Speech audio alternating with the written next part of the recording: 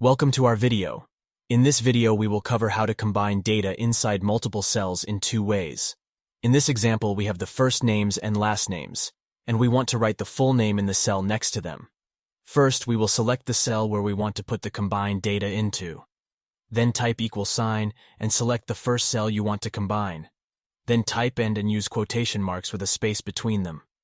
The space between the quotation marks is important.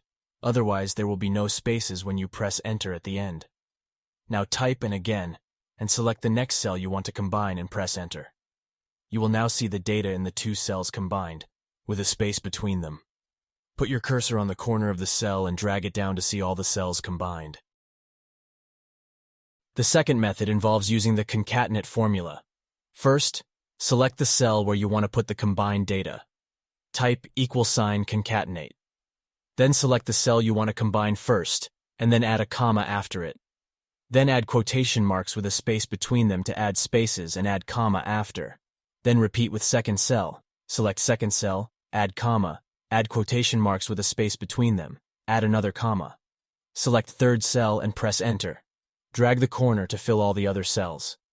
If you liked this tutorial, please like, comment, and subscribe.